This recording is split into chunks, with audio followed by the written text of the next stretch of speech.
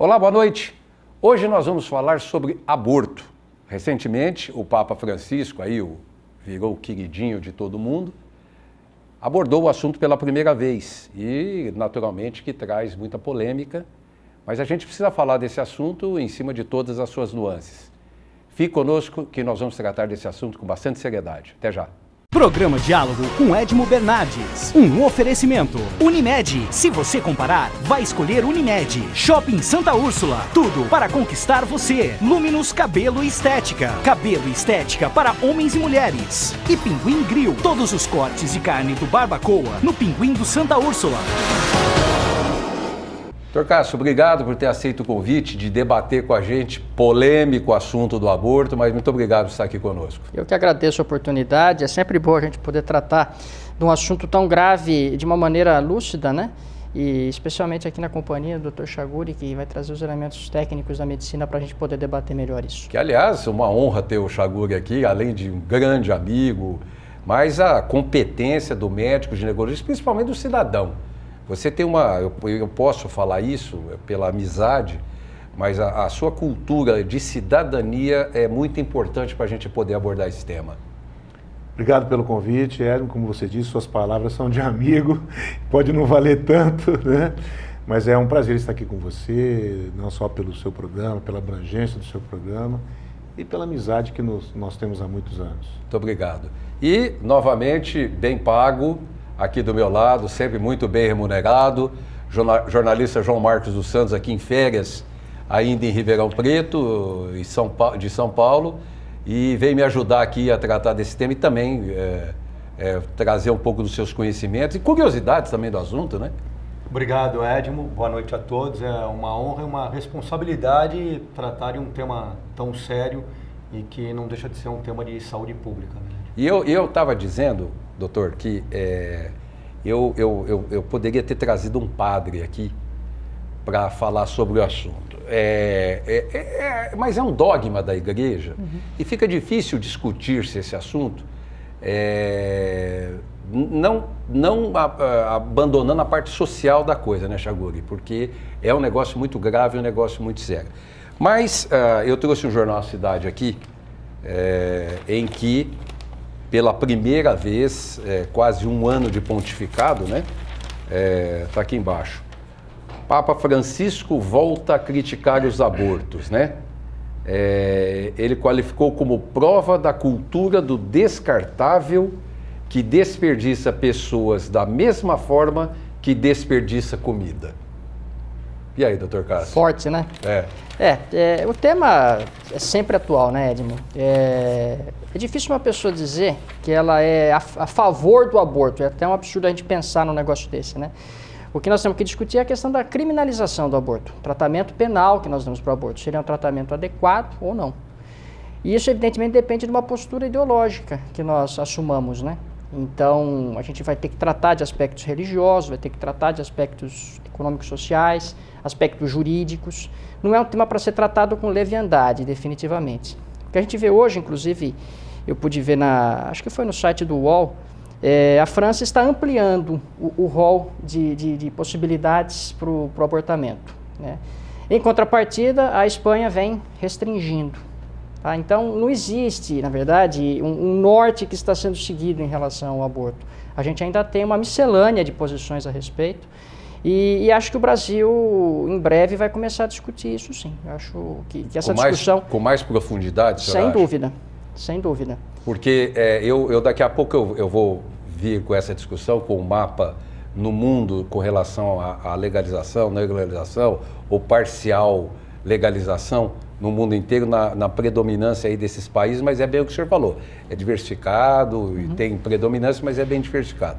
Agora, Chaguri, o Dr. Cássio fala com relação à criminalização, à legalização, uma série de coisas, né? A mulher, em cima desse contexto, né, muito mais, passando da parte médica, nós vamos falar da parte médica, mas da parte emocional, quando ela se vê em cima de uma situação que ou ela vai ter que fazer, ou ela quer fazer, mas é complicado isso para a mulher, né? Edmo, é muito complicado. Quando a gente fala em abortamento, nós estamos discutindo aqueles casos assim, em que haveria aquela linha tênue entre a legalidade e a ilegalidade de casos de fetos mal formados, com comprometimentos genéticos incompatíveis com a vida. É essa que é a discussão, vamos dizer assim, jurídica. Mas o aborto puro e simples de uma criança gerada supostamente perfeita, e que ainda se tem muito no Brasil, os tais abortos provocados, esse sim não tem nenhum aspecto jurídico, não há nenhum amparo jurídico para esse abortamento, mas você tocou num ponto fundamental psicológico. Eu nunca vi na minha vida uma mulher se arrepender de ter tido filho, em quaisquer situações. Nunca vi uma mulher ter se arrependido de ter tido filho. Entretanto, se ela fez um aborto provocado, aquilo traz... não cicatriza. É uma coisa que não cicatriza. Eu conversei, você sabe que eu conversei, João, com um médico ligado à área de reprodução humana, e ele estava dizendo para mim que é exatamente isso que você falou. O ônus do aborto para uma mulher é quase que incurável.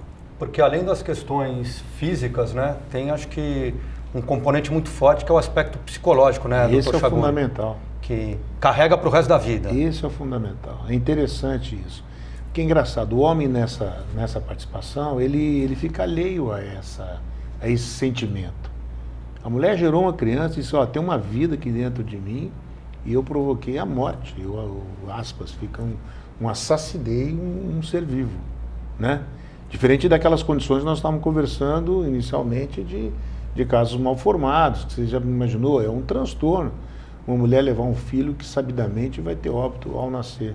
Seja daí 1 mês, 2 meses ao nascer, daí 1 ano, 2 anos, há casos que se duram mais que 2, 3 anos. Já houve casos aqui em Ribeirão de anencefalia que a criança viveu mais de 3 anos, se eu não me engano.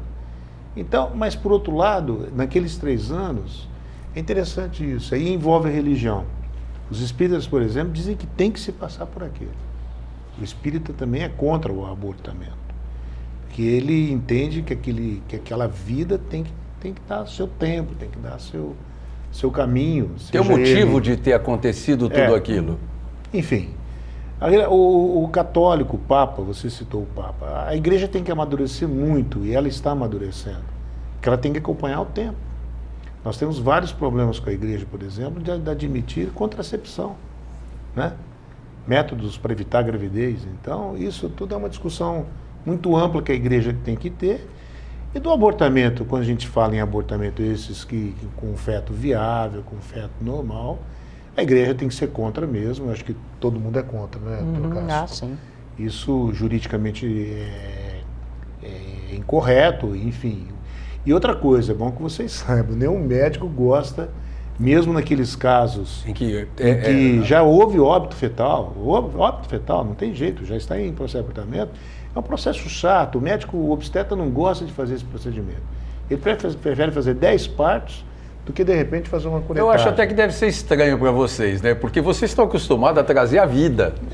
Deve ser até estranho para vocês, deve ser contrário a tudo que vocês estão acostumados. E nessas situações em que envolve a parte judicial, mesmo havendo uma legalidade, olha, você está autorizado a provocar o abortamento no feto vivo mal formado. Vamos dizer que houvesse essa determinação judicial. Você não imagina, você não acha quem queira fazê-lo.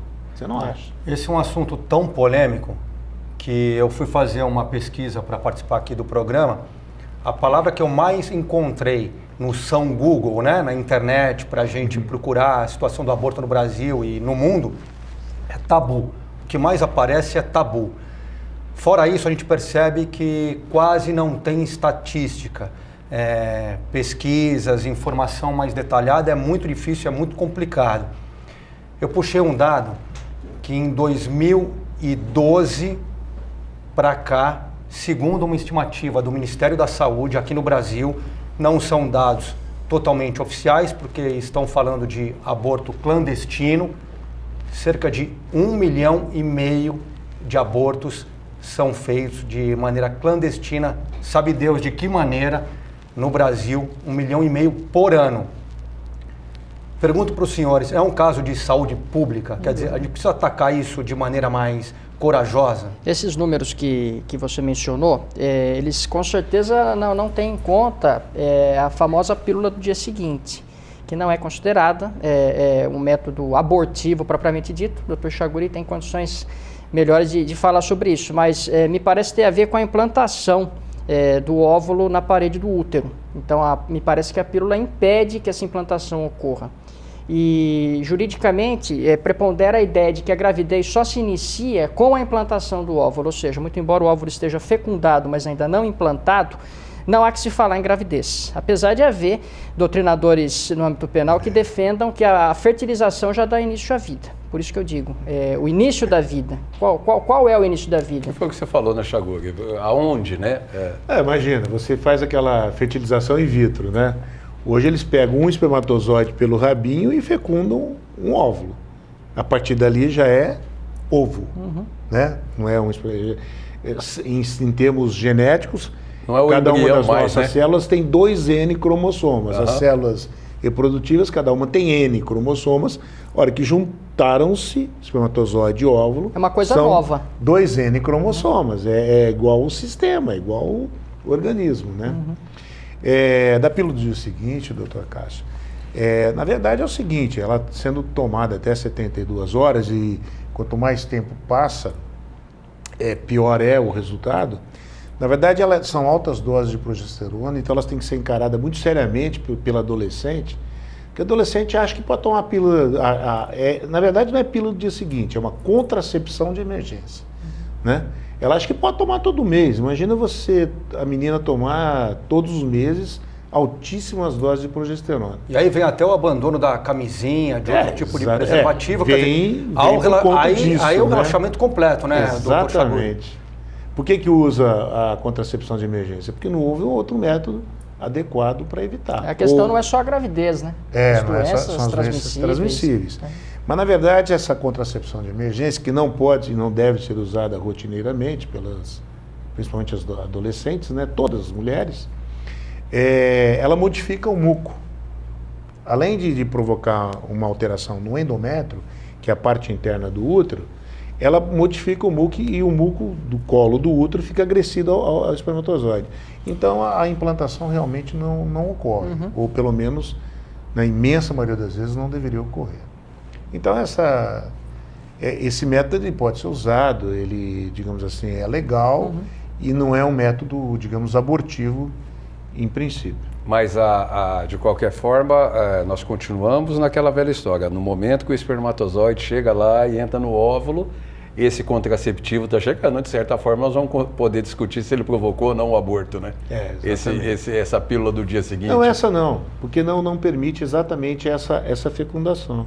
Ele altera o muco e o espermatozoide não consegue fazer o caminho para encontrar o óvulo, porque a fecundação se dá lá no terço da trompa. A fecundação se dá lá na trompa. A fecundação não se dá dentro do útero, ela se dá na trompa. Agora, doutor Cássio, não sei se eu tenho uma visão. Parece que antigamente, primeiro, era mais difícil a menina ter relação sexual. Antigamente era muito comum a menina casar virgem, né? Por conta de ser caracterizada até como prostituta dentro da sociedade, a menina que tivesse uma relação sexual e tal. E eu não sei se era mais, eu não tenho esse número de incidência, se era mais difícil acontecer o aborto, porque quando acontecia a gravidez, é aquela velha história, o pai fez a filha casar com o cara com quem ela teve, havia aquela obrigação do casamento, etc e tal.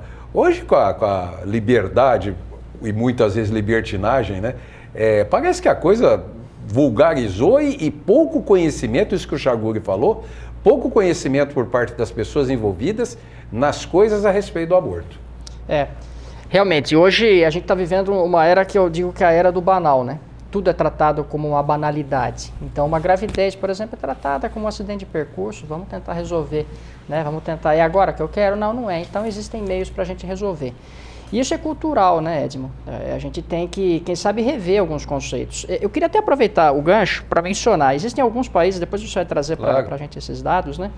em que o aborto é entendido como método de controle de natalidade. Então, China e Japão, por exemplo, não só não proíbem o aborto em várias circunstâncias, como custeiam o aborto. O próprio Estado custeia. O Japão, o empregador tem uma determinação para custear o aborto caso a mulher queira fazer o abortamento, né?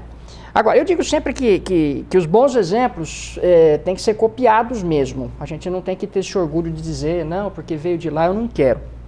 Eu sou um germanófono, confesso, então eu sou um pouco suspeito para falar disso. Mas na Alemanha, por exemplo, eles têm um modelo que eu acho muito interessante, que é o seguinte: a mulher, se por questões financeiras ou por questões mesmo emocionais definir que não quer levar adiante uma gravidez, ela é obrigada a se submeter a um curso, na verdade, em que ela vai ter noção de tudo que o Estado pode oferecer para a criança, inclusive uma criança indesejada. Tá? Inclusive para a hipótese dela querer entregar essa criança para um abrigamento, para uma família substituta, coisa e tal. Salvo engano, esse curso tem uma duração de por volta de 30 a 45 dias. Então ela se submete a uma bateria de sessões com psicólogos, psiquiatras, assistentes sociais, para ter a noção do que ela está fazendo.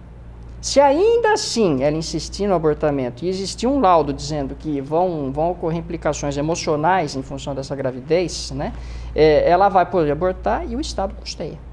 E isso acontece em outros países também. Eu só vou falar aqui do Shopping Santa Úrsula, que é, para mim, o shopping mais charmoso de Ribeirão Preto. Eu já falei aqui o ano passado, nós estamos aí em épocas de novos shoppings e centros de compras espetaculares para a gente, para a região de Ribeirão Preto. Ia ser muito bom ter isso. Mas eu falo do Shopping Santa Úrsula por ser o shopping mais charmoso realmente da cidade. Aquele shopping com estacionamento coberto, com manobrista, com grandes operações chegando aí. Nós tivemos a Schulder chegando aí no final do ano, que é uma loja fantástica. Nós temos aí outras operações que estão chegando, prometendo aí para esse ano. E realmente, quando você for fazer o seu passeio, quando você for fazer com a sua família, o cinema, o Cinépolis, a praça de alimentação, quando você for fazer o seu próximo passeio, dá uma passadinha lá no Shopping Santa Úrsula, tá? Daqui a pouquinho a gente está de volta com o segundo bloco do nosso programa. Até já.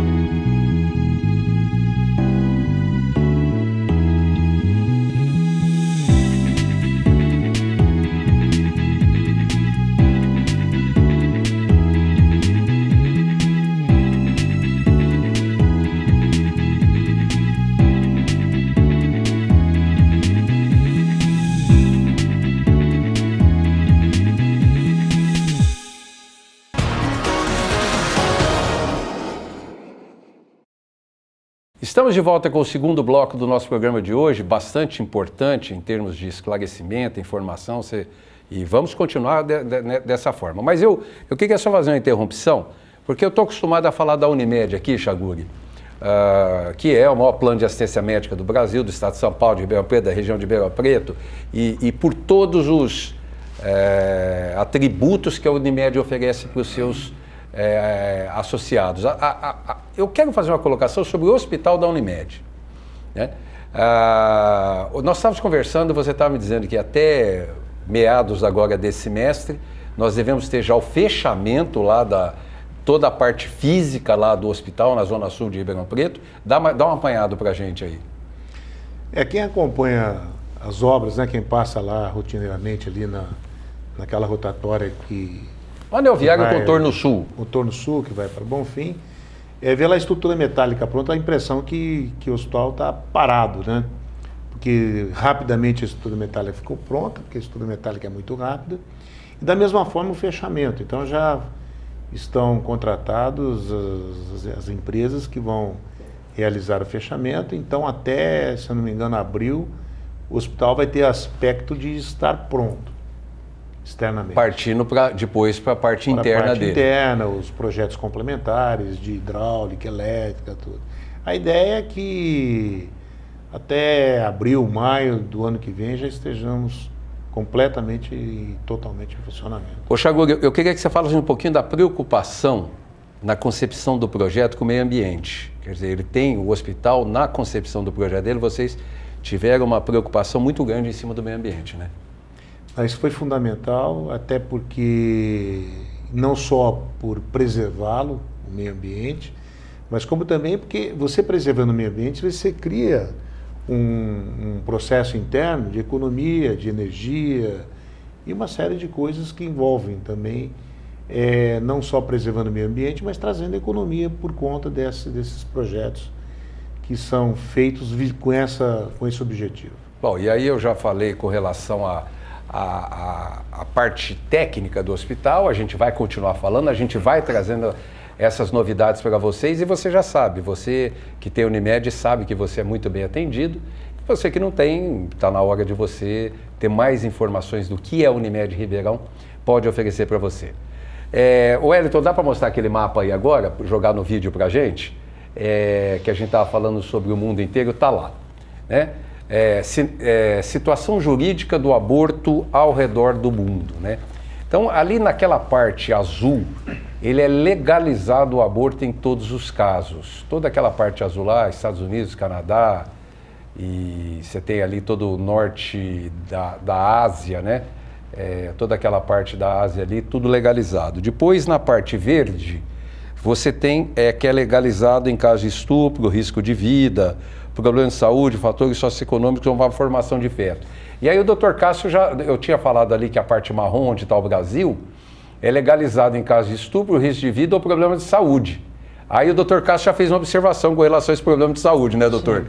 Sim. O problema de saúde tem que envolver um risco à vida da mãe. Tá? Então, aquela situação de você identificar que a criança possa ter algum problema genético, às vezes nem tão grave. Pode voltar, viu, Wellington? Às vezes o critério para dizer que o feto é inviável não é um critério científico, técnico. A pessoa simplesmente não quer ter um filho naquela condição. Né? E não é isso que a nossa lei permite. O que a nossa lei permite é que, caso haja risco para a vida da mãe, e desde que esse aborto seja feito, esse abortamento seja feito por médico, não existe crime. Tá? Não haverá um tratamento penal para aquela situação. E mesmo a anencefalia, há agora uma interpretação que dá margem a várias interpretações, né, doutor Cássio? Então, a tendência com relação à anencefalia, e como o doutor Chaguri já bem falou, não só a anencefalia, mas todas as malformações semelhantes, né, que fazem a vida inviável, então uma vida muito curta, a tendência é que elas sejam entendidas como causas supralegais de exclusão da antijuridicidade, tá? De modo que elas se equiparem àquelas causas legais que nós já temos de exclusão da antijuridicidade, ou seja, elas deixam de ser crime como nessas situações, mas isso não está previsto em lei, isso está pendente de apreciação no âmbito do Supremo Tribunal Federal. Deixa eu criar um problema aqui para o doutor Cássio. Como é que a justiça interpreta, doutor Cássio? Porque uma coisa é risco de vida para a mãe, né? Ou um risco de saúde para a mãe. Por exemplo, pacientes com cardiopatias graves e outros problemas que poderiam, aquela gestação, levá-la a uma complicação maior da patologia pré-existente. É isso que a justiça entende. Como é que a justiça encara a lesão emocional? Isso não é encarado pela justiça. Não teria que aprofundar essa discussão? Eu não vou dizer em casos de fetos viáveis saudáveis. Estou falando em casos daquelas situações em que existe, por exemplo, um caso de anencefalia, igual está sendo citado aqui, que obviamente no período XYZ a criança vai a óbito, né? Às vezes até intraútero, né? Mais tardiamente. O anencefalo geralmente ou ele tem óbito intraútero mais tardiamente, levou a gravidez praticamente inteira, ou ao nascimento, ou às vezes algum tempo depois. Como que a justiça discute essa lesão emocional? Eu acho que a gente ainda não tem um retrospecto de decisões que tenha se debruçado sobre isso, né? Mas, como já dizia Vitor Hugo, né? As feridas da alma são muito mais infames que aquelas da carne, né? Então, a gente tem que de pensar mensurar, sobre isso, né? sem dúvida. Muito difícil da gente mensurar isso. Eu acho que realmente a discussão tem que caminhar por esse lado também. Eu acho que nós vamos depender, evidentemente, da psiquiatria, vamos depender da psicologia, né, de profissionais que sirvam como longa-manos da justiça, de modo a trazer para a gente esse retrospecto e essas repercussões, na verdade, emocionais. Eu acho tão oportuno isso que o Chaguri colocou para o senhor, porque eu falo que tem situações, não só o médico, muito embora ele tenha o currículo de psicologia lá quando ele fez o curso dele de medicina, mas eu acho que o juiz, muitas horas ele tem que ter mais psicologia, provavelmente, do que o próprio direito, quando se apresenta uma situação dessa lá na sua frente. Sem dúvida. Bom, eu mais uma vez vou dizer que eu sou suspeito para dizer, minha esposa é psicóloga, né, e eu faço análise já há algum tempo. Eu digo que para pessoas que exercem a minha profissão, e não só a minha, medicina, todas as profissões que lidam com a vida humana, né, com situações limite, eu digo que a gente está todo dia lidando com situações limite, né, com o sentimento das pessoas, tá? A gente tem que estar com a mente muito em ordem. Ou pelo menos trabalhando para que ela esteja em ordem. Porque não existe pior médico, ou pior juiz, ou pior o advogado mesmo que lida demais com patrimônio e com questões de família e tal, que seja insensível, que não consiga tomar aquilo de uma maneira que caminhe pela sensibilidade também. Técnica, evidente, primeiro a técnica, mas com substrato de sensibilidade que, na minha opinião, é inarredável. Mas aí não pode ser meio Duralex Edilex, né, que é tão antigo, né? Não. E o problema da justiça na discussão do aborto, né, doutor Cássio, o problema é o tempo. A justiça é muito lenta normalmente. E a gravidez está caminhando, né, no doutor processo Chaguri? de abortamento para se tomar uma decisão, é complicado, porque...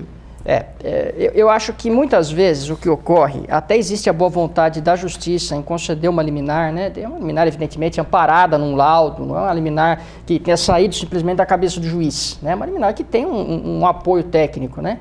Mas existe, em contrapartida do lado do Ministério Público, posicionamentos às vezes mais, vamos dizer, radicais em relação a isso.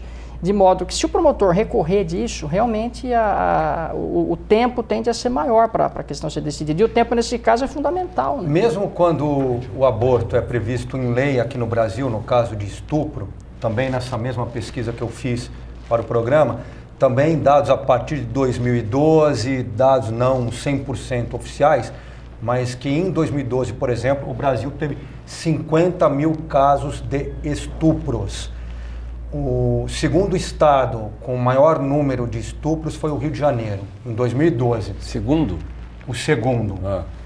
E a maioria nem é comunicada, né? E aí, o que eu queria conversar com os senhores o Rio de Janeiro, por exemplo, tem somente, o estado inteiro, um hospital autorizado, preparado para atender e fazer o aborto chamado o aborto legal, que não é o clandestino, obviamente. Quer dizer, não há infraestrutura no país, né? E é uma questão também de educação, né? Engravidar é uma questão, acho que, de formação cultural, de educação, de você preparar também, desde a infância, as pessoas para a vida, para o que é engravidar. Agora, como é que o senhor vê, doutor Cássio, e o senhor, doutor Chaguri, um estado como o Rio de Janeiro ter um hospital só, em um país em que em 2012 foram 50 mil casos de estupros, quer dizer, uma violência... Como o doutor Chaguri falou, notificados. Isso, notificados. Oficiais que entraram na estatística.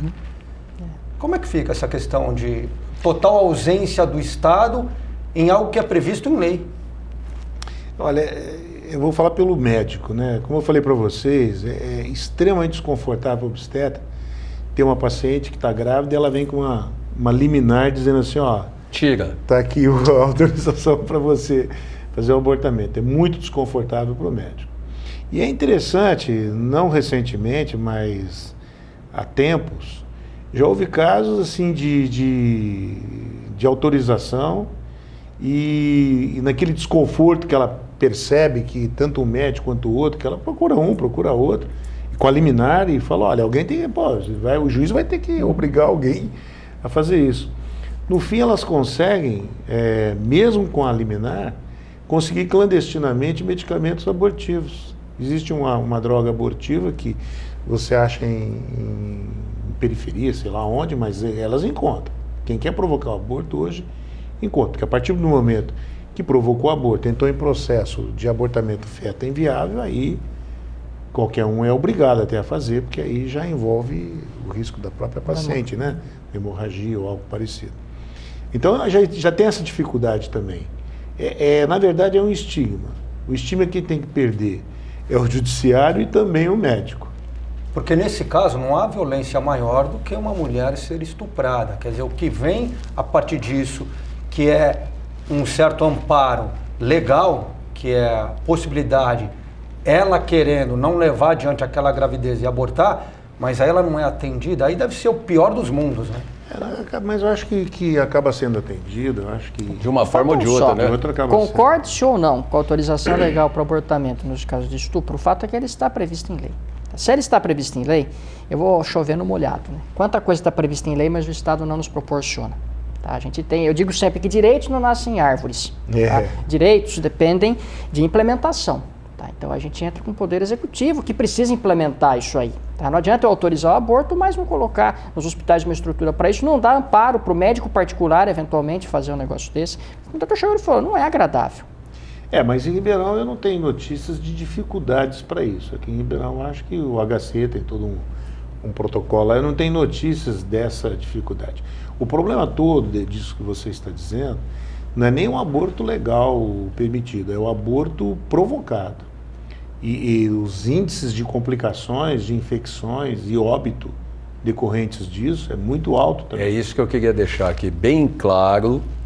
Aqui nós estamos em 4 pessoas que são contra o aborto, porque a gente está trazendo o assunto para vocês e que vocês entendam as dificuldades que envolvem esse tema.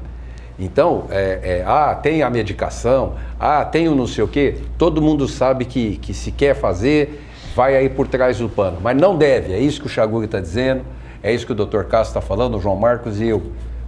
Cuidado, porque as complicações físicas e emocionais são muito grandes. Tá certo, Chaguri? Exatamente. Eu quero bater nessa tecla que vem da experiência profissional do Dr. Chaguri, né?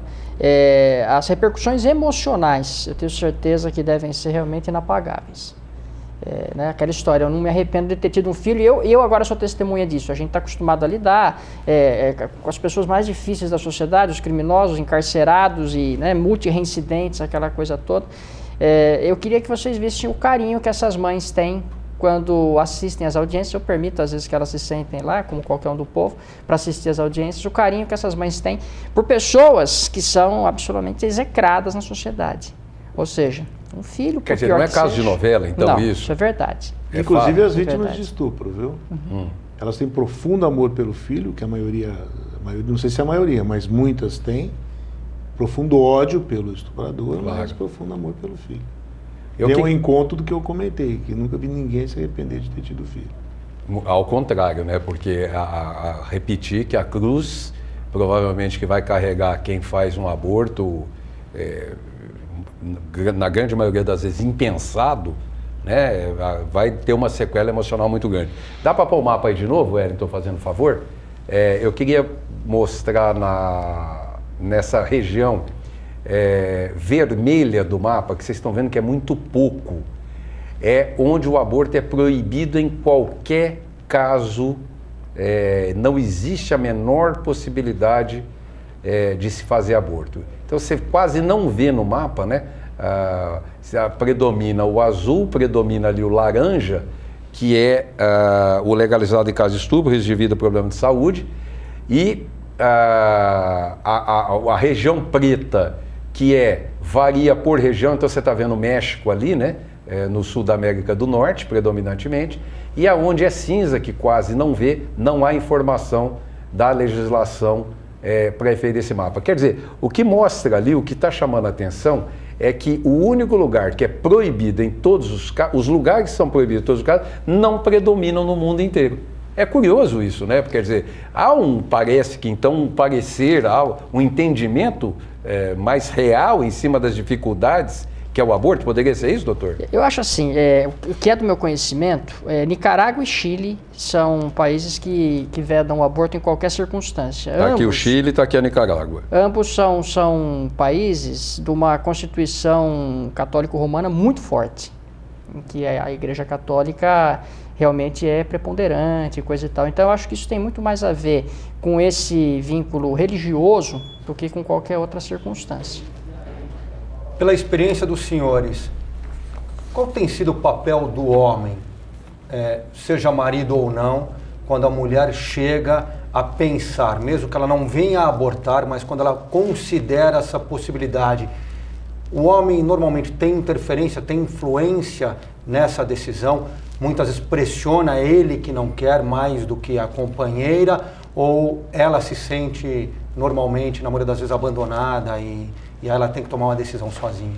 É simples. É só lembrar do termo mãe solteira, que é comuníssimo, né? Já foi muito mais, quando não havia métodos eficazes ou não era tão divulgado, não eram tão divulgados os métodos contraceptivos. As mães solteiras eram muito maiores, mas existe muita mãe solteira. Ou até por imposição familiar, né? Não, com esse sujeito você não vai casar. Covarda e cai não fora. É problema dele, lava as mãos. Exatamente. Porque ou até havia imposição, né? Com esse você não vai casar e vai ter o filho e não vai casar. Hoje, com a existência do teste de DNA para comprovação da paternidade, por exemplo, eles acabam assumindo legalmente, às vezes, os custeios e tal, mas emocionalmente não há envolvimento, na grande maioria dos casos. Eu vou para o último intervalo, daqui a pouquinho a gente está de volta com o terceiro bloco do nosso programa de hoje. Até já.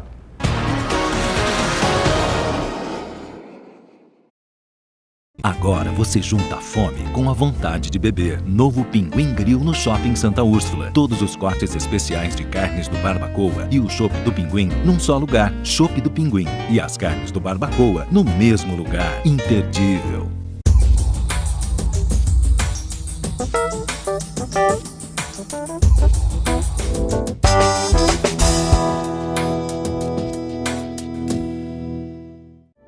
Uma das maiores redes de spa do Brasil, o Buda Spa, localizado no Shopping Santa Úrsula, possui uma área de 180 metros quadrados, com 8 salas no total, sendo 2 de ofurô.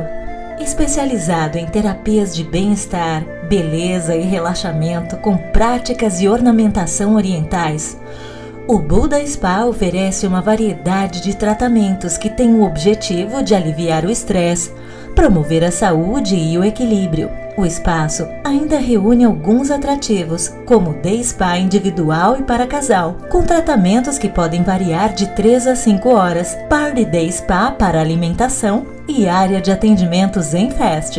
Buda Spa, onde você revigora suas energias. Ligue 3931-4101.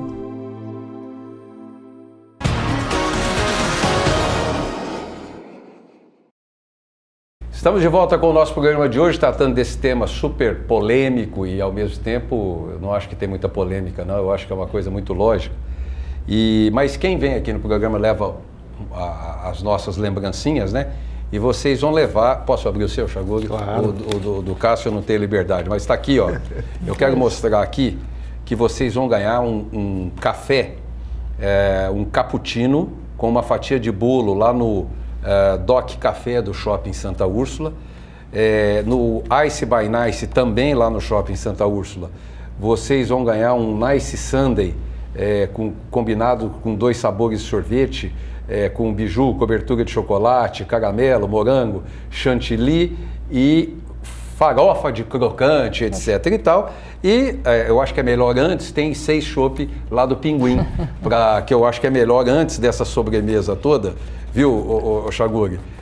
Dar um pulinho lá no Pinguim e tomar essa meia dúzia de chopp antes. Doutor, obrigado. Aqui, ó, é uma lembrancinha. Aliás, por falar em Pinguim do Shopping Santa Úrsula, vocês vão ver umas imagens aí do Pinguim Grill lá do Shopping Santa Úrsula. Aliás, dia 24 nós estivemos lá, né, doutor? Lá no Shopping Santa Úrsula, né?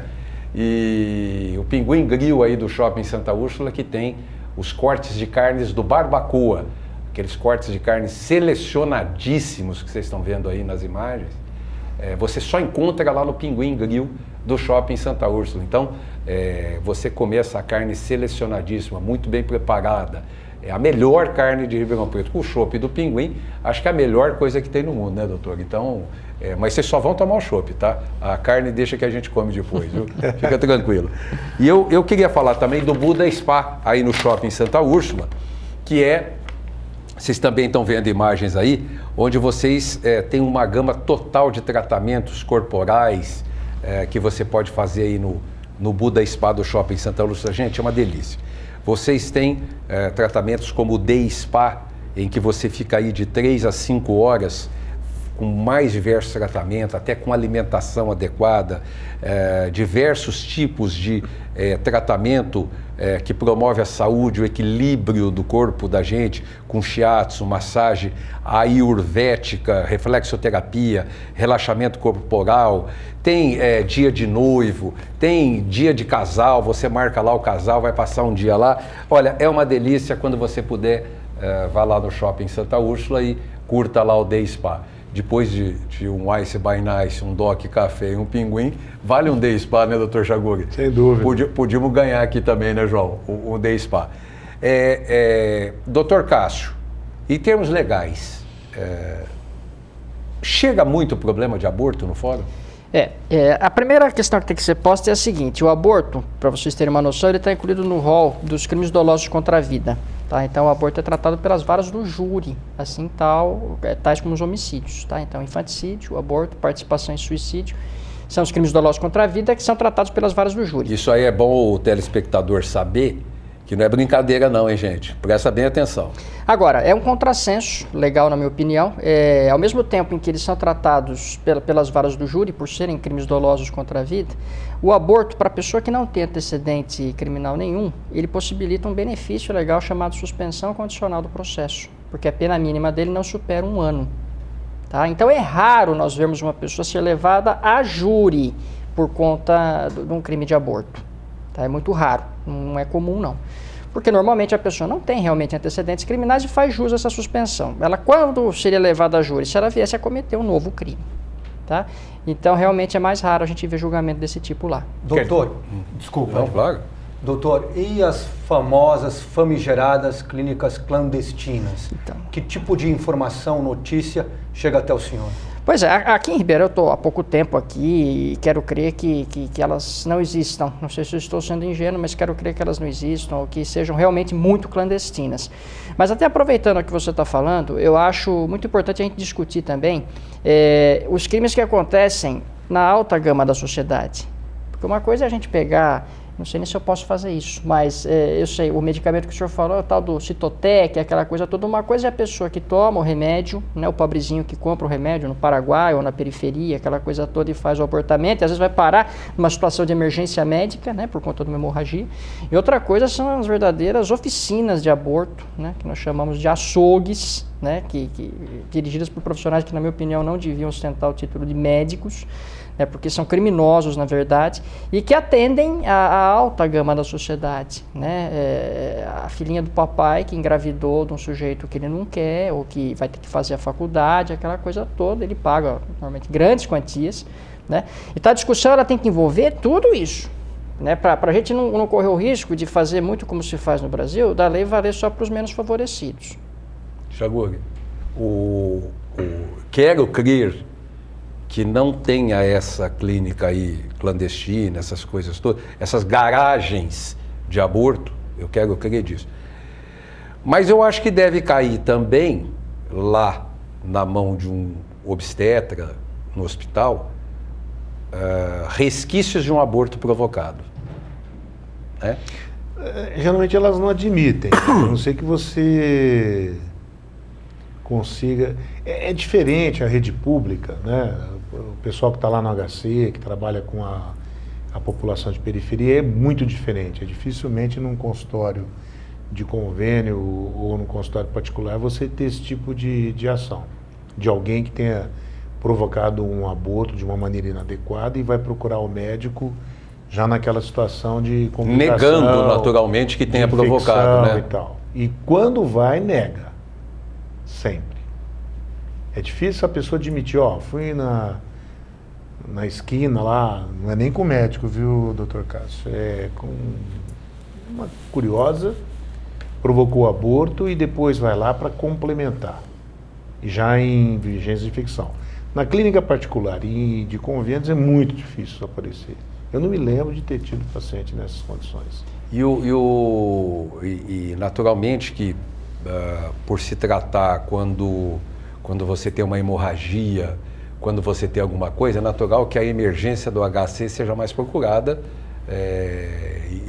Acho até que a pessoa, eu não sei, eu acho até que a mulher deve achar que ela passa incógnita numa situação dessa. Será que não?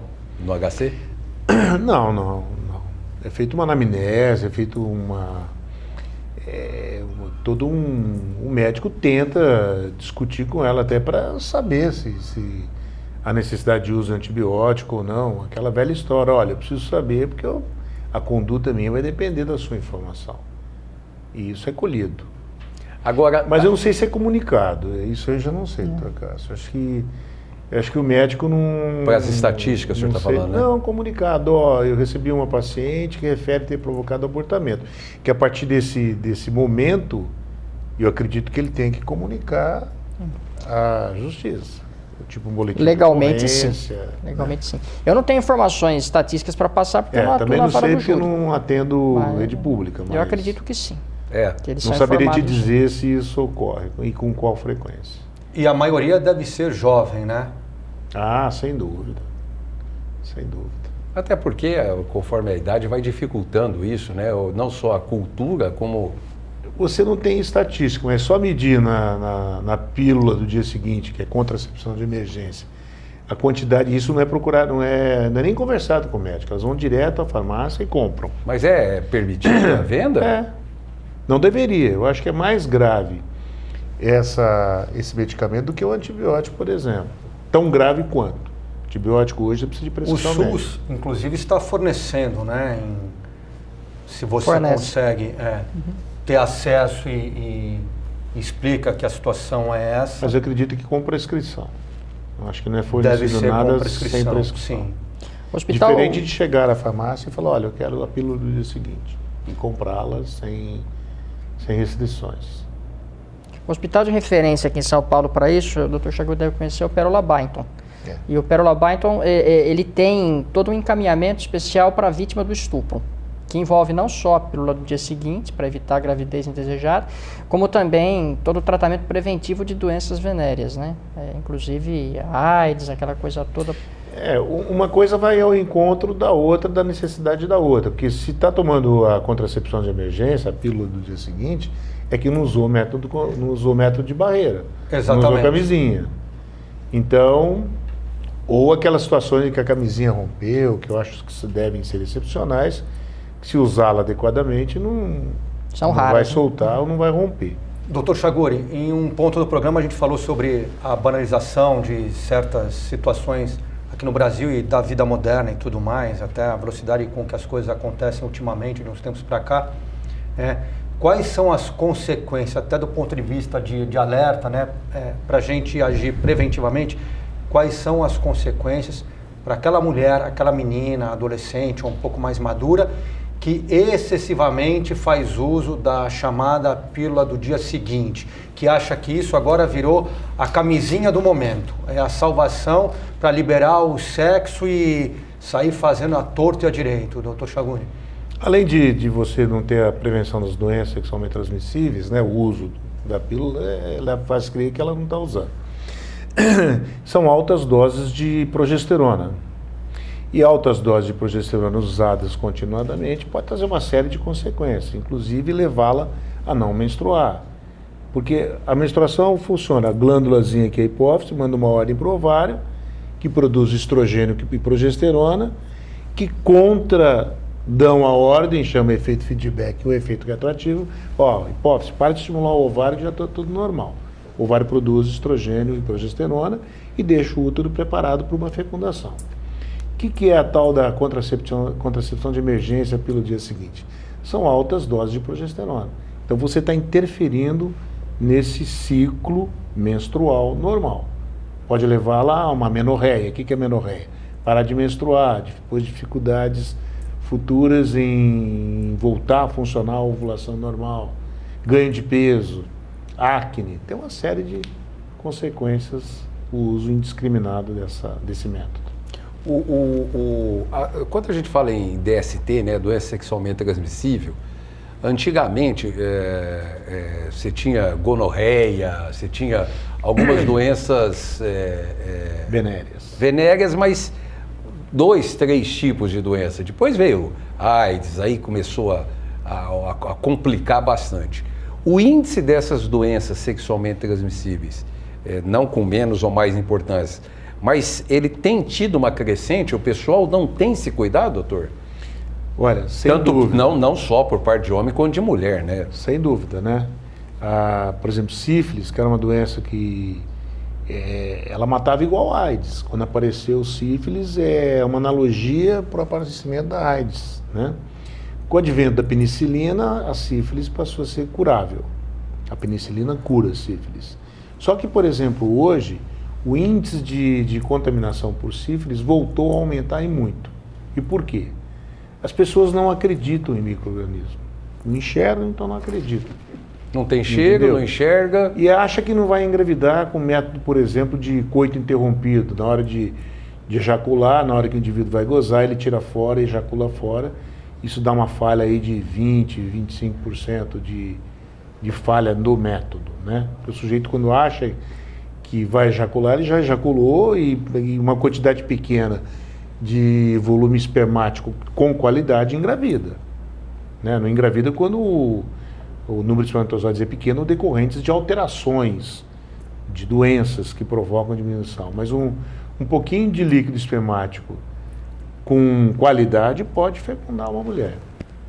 Posso dar uma de advogado do Coisa Ruim? Doutor Cássio, à luz do direito, puxando aí o pensamento jurídico do direito, os grandes pensadores, desde a antiguidade, né?